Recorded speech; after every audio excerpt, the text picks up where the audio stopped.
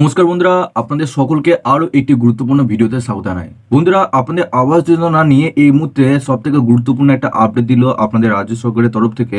এখানে বলা হয়েছে রাজ্যে বড় পদক্ষেপ, ডিসেম্বরে ঢুকবে আপনাদের প্রথম কিস্তির টাকা। তো আপনাদের যে প্রথম কিস্তির টাকা 60,000 টাকা আপনাদের ডিসেম্বরে প্রথম দিক করে আপনাদের ঢুকছে, এই নিয়ে আপনাদের একটা গুরুত্বপূর্ণ আপডেট এসেছে। আপডেট আপনাদের কি বলা হয়েছে এবং আপনাদের অ্যাকাউন্টে কবে কোন দিনে টাকা ঢুকবে সমস্ত ডিটেলস আপনারা এই ভিডিওটির মাধ্যমে জানতে পারবেন। আপনারা যদি আমাদের এই চ্যানেলে নতুন হয়ে থাকেন তো চ্যানেলটিকে অবশ্যই সাবস্ক্রাইব করে বেল নোটিফিকেশনটা অবশ্যই অল করে রাখুন, যাতে আমাদের নতুন কিছু আপডেট এলে আপনারা ওই নোটিফিকেশন বেলের মাধ্যমে সমস্ত আপডেট পেয়ে যাবেন। নিচে ডেসক্রিপশনে আমাদের হোয়াটসঅ্যাপ গ্রুপ এবং টেপটিকে অবশ্যই জয়েন করে রাখুন, ওখান থেকে আপনারা প্রত্যেক দিন ডেলি আপনারা আপডেট পেয়ে যাবেন। তো বন্ধুরা, বাঁদিকে আপনাদের সুবিধার্থে এখানে একটা স্ক্রিন রেকর্ডার আপনাদেরকে দিয়ে রাখছি, আপনারা খুব সহজেই বুঝতে পারবেন এখানে আপনাদের কি জানানো হয়েছে। দেখুন, এখানে আপনাদের বলা হয়েছে আবাস যোজনা নিয়ে রাজ্যের বড় পদক্ষেপ, ডিসেম্বরে ঢুকবে প্রথম কিস্তির টাকা।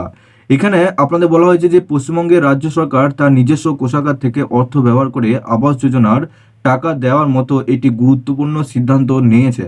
এমন পরিস্থিতিতে যারা যারা আবাসন প্রকল্পের জন্য আবেদন করেছেন তাদের জন্য বড় ঘোষণা করলো।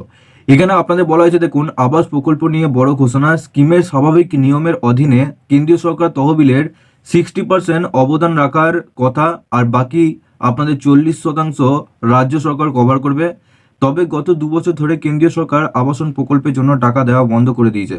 তাই রাজ্য সরকার প্রকল্পটিকে চালিয়ে যাওয়ার জন্য নিজস্ব তহবিল ব্যবহার করার সিদ্ধান্ত নিয়েছে। এটা ছিল ডিসেম্বর মাসের মধ্যে প্রথম কিস্তির টাকা ছাড়া হবে। আর যেহেতু ডিসেম্বর মাস আগত, তাই রাজ্যে এখন তার নিজস্ব সম্পত্তি থেকে আবাসন প্রকল্পে প্রথম কিস্তির জন্য তহবিলের প্রয়োজনীয়তা মেটাতে প্রস্তুতি নিচ্ছে। এখানে বলা হয়েছে যে এইদিকে রাজ্যের অর্থ বিভাগ ক্রমবর্ধমান আর্থিক বোঝা নিয়ে চিন্তিত, কারণ রাজ্যে তহবিল দিয়ে পুরো প্রকল্পটি কভার করে চ্যালেঞ্জিং হতে পারে।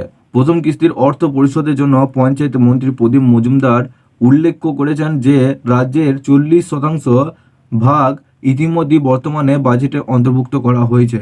তিনি বলেন যে প্রথম কিস্তির জন্য অধিদপ্তরের বাজেট থেকে টাকা দেওয়া যেতে পারে এবং প্রয়োজনে অতিরিক্ত অর্থ বরাদ্দ করা হবে।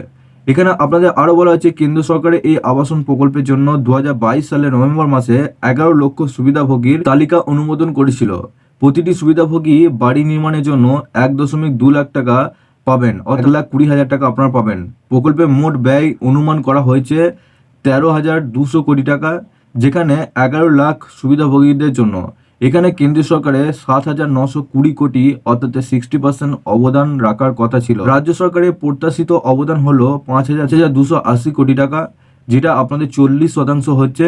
আর যেহেতু কেন্দ্রীয় সরকারের অনুমোদন বিলম্বিত হয়েছে, তাই রাজ্যের এখন তার নিজস্ব তহবিল ব্যবহার করবে প্রথম কিস্তির জন্য, অর্থাৎ 5,280 কোটি টাকা প্রথম কিস্তির কাজে লাগানো ডিসেম্বরে শুরু হবে।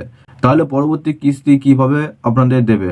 এখানে বলা হয়েছে পরবর্তী 2টি কিস্তির জন্য রাজ্যকে বর্তমানে আর্থিক বছরের মধ্যে অতিরিক্ত 1320 কোটির ব্যবস্থা করতে হবে। 1320 কোটি টাকার ব্যবস্থা করতে হবে।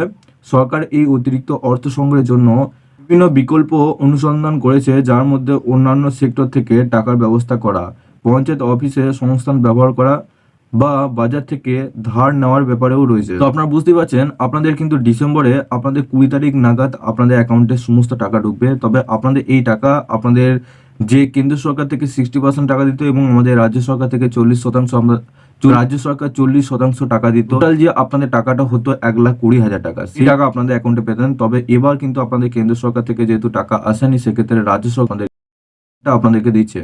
তো এই ক্ষেত্রে আপনাদের কিন্তু প্রথম কিস্তির জন্য টাকা ব্যবস্থা করা হয়ে গেছে, যেটা আপনাদের 40% রাজ্য ছিল, সেই টাকা থেকে আপনাদের প্রথম কিস্তি টাকা আপনাদের সকলের অ্যাকাউন্টে ঢুকতে চলেছে। তো ডিসেম্বরে 20 তারিখের পরই কিন্তু আপনারা টাকা পাবেন, ডিসেম্বরে এ ধারে কিন্তু টাকা পাবেন না। আবাস যোজনার লিস্ট এখনো পর্যন্ত কিন্তু বেরোয়নি। আপনাদের জেলা অনুযায়ী নির্দিষ্ট আপনাদের আপডেট এলে আপনারা কিন্তু এই চ্যানেলের মাধ্যমে আপডেট পেয়ে যাবেন। এবং কিভাবে লিস্ট দেখতে হয় সেটা নিয়ে আপনাদেরকে আগের একটি ভিডিওতে জানিয়েছি, আপনারা অবশ্যই দেখে নেবেন। প্রকল্পটি নিয়ে যদি আপনারা আরো আপডেট পেতে চান, আপনারা অবশ্যই এই চ্যানেলটিকে সাবস্ক্রাইব করে বেল নোটিফিকেশনটা অবশ্যই অল করে দিয়ে যান, যাতে আমাদের নতুন কিছু আপডেট এলে আপনারা ওই নোটিফিকেশন বেলের মাধ্যমে সমস্ত আপডেট পেয়ে যাবেন। নিচে ডেসক্রিপশনে হোয়াটসঅ্যাপ গ্রুপ এবং টেলিগ্রাম গ্রুপটিকে অবশ্যই জয়েন করে রাখুন, ওখান থেকে প্রত্যেক দিন ডেলি আপনারা আপডেট পেয়ে যাবেন।